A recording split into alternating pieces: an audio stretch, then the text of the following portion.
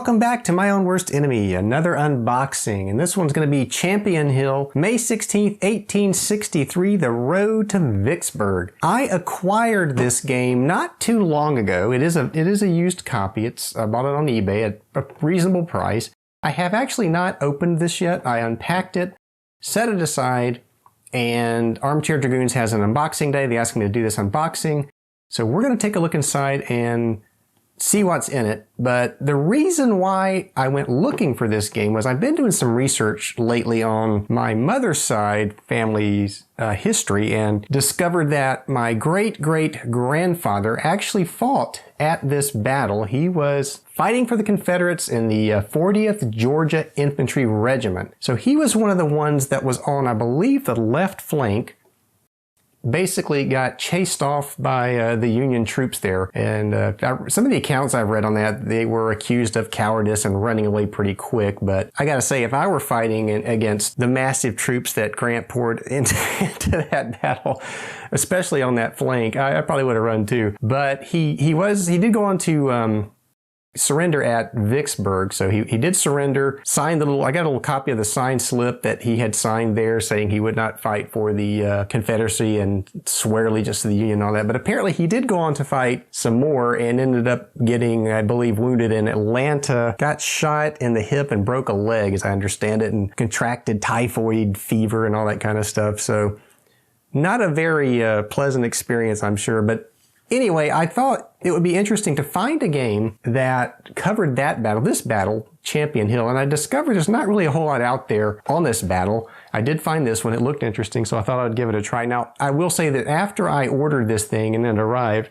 I then discovered that Tiny Battle Publishing had put out on pre-order the Hill of Death Champion Hill, so it seems that in the way, this is usually the way it works for me, is I'll buy a game like this and then somebody will do a reprint of it, or some other game will come out on the topic that I wasn't aware of. So I did pre-order that. It should be here, I think, any time now if I understand. The last thing I saw on the Hill of Death Champion Hill was that it was going to be shipping in August. So I will be looking for that. So Champion Hill, this is something in the Civil War Brigade series, game number 10. I don't have any other games from the Gamers, I don't think, or anything in the Civil War Brigade series. Now, I am familiar with the series designer Dean Essig, and you will know him from things like Case Blue and another popular one from MMP, Last Chance for Victory, Battle of Gettysburg, which I do not have because I can't print money, and I think that is probably out of reach for me. This game was published in 1996, and we'll flip it over here and just take a quick look at some of the features. This is a second edition rules, dynamic and fluid situation, unique command system, recreates the fog and friction of war. Now this game, what little I did read on it, apparently the way orders work, you will write almost a narrative, well not almost, I think they tell you to write a narrative of your order. So you'll write something like, proceed to Becker's farm and form a defensive line on the back fence and hold off whoever may approach. So you write your orders and that's the way they get transmitted to your unit. So that's going to be interesting. Contents, one full color map. It's a 22 by 34 standard map, 280 counters. I hope they're all in here.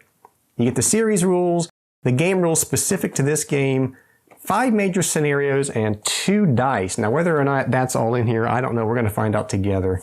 Playing time, 6 to 20 hours, players 1 or more. It does say solitaire suitability is high. Now, I don't know how that's going to work with the writing the orders, but we'll see, I guess, when we play it. Let's go ahead and dig in, see what we get here. We'll just set the box up here for a second, the box lid.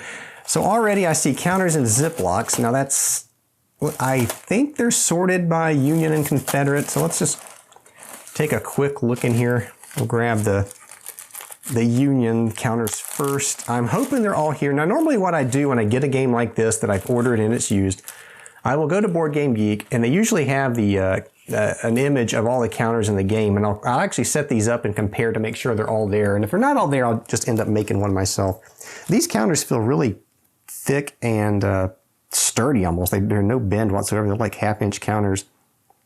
So there is a counter. Here's a detached counter. Now these look like they either came with the corners clipped are pre-rounded, or somebody actually has taken the time to clip these. So that's one thing I will not have to do, so that's good. There's some numbers here. Yeah, I don't know. I'm going to have to go through and see if all the counters are present. Hopefully it looks like they are. I don't think it's a very counter-dense game, so I'm thinking maybe I got lucky. I'll show you a Confederate counter here. There's a Confederate counter. So it looks like there will be no clipping needed for this game, so that'll be good. Next up, we have the series rules, and this seems to be a fairly thick document. It is, now this is 1998, so this probably is the updated rules to this 1996 game. And it's standard paper, just regular old paper, not glossy. Looks almost like something from the 70s, just black and white. And the rules look fairly complicated to me. I don't know if they rated this. On the complexity scale, it says medium, but I don't know if that's going to be true or not with the way that the written orders work and other things. So typical stuff, its own controls. It looks like, well, there's some line of sight algorithm. So I'm going to say this is probably not going to be an easy rule system to learn. It may be a little more complicated than that. So it may take some time to learn this game. And looks like there's some charts and tables. I don't know if these are, if there's a player's aid card, or if I'm going to have to make copies of this, or I'm not, if this is a tear, sometimes these things are tear out, but I don't see perforation, so I don't think it's a tear out. So I'll probably make copies of this stuff if there's no player aid card. A lot of verbiage. So to me, it looks like it's going to be I don't know what's going on here. This looks like combat procedures, and there's some housekeeping. So there may be some bookkeeping as well with this game. Some designer's notes, so that'll be good. Writing your orders. See, this is what I was talking about, where it's you have to write what your unit's going to do. You got to transmit those orders. They've got to be received, which to me sounds like a really neat concept. So I look forward to trying that out.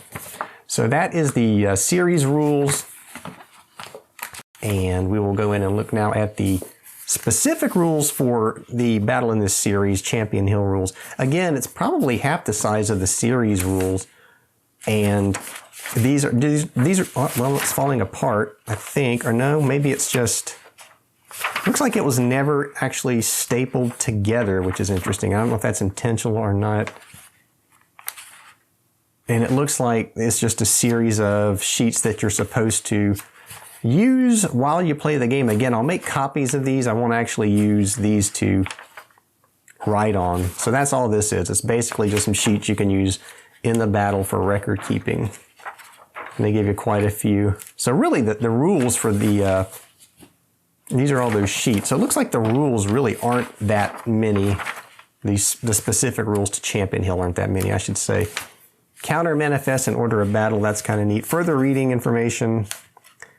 Have I read any of these? The Campaign for Vicksburg. I think I own that. And then Memoirs of U.S. Grant. I don't think I own that, but I do own some other volumes on Ulysses Grant. So yeah, not a lot of rules for the actual Battle of Champion Hill itself. You're going to mostly be using the series rules. And now let's get the box over here again. And so right off, I've noticed it did state that we were supposed to receive 2 dice in this game. Not a problem for me because I own tons of dice, so I'm not worried about that, but it looks like they may be missing, unless they were in those counter bags, but I don't think they were. So this is the map, and let's see if I can get this thing on here. Probably won't be able to get the whole map on the camera, but we'll try. So let's see, that's pretty much most of all of it right there. All right, so what do we have on the map? Right off the map itself it's a decent map. It's reminiscent to me of the GMT Revolutionary Series games, kind of, sort of, maybe a little more colorful than those, I think, but it's a basic map. I suppose it's good for what it's supposed to be trying to do here. I've seen better. I'm not sure who did the artwork. We should probably look that up. Maybe it's on here. I do not see it. Maybe I'll pop that up on the screen. So we have the terrain key, different terrain types.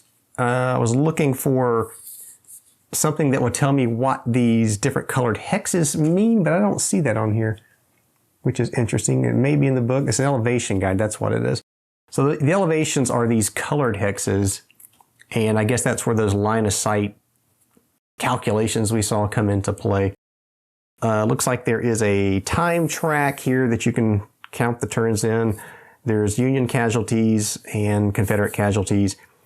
Ammunition, so you will be keeping track of ammunition in this game. And north is this way, it says. South is this way.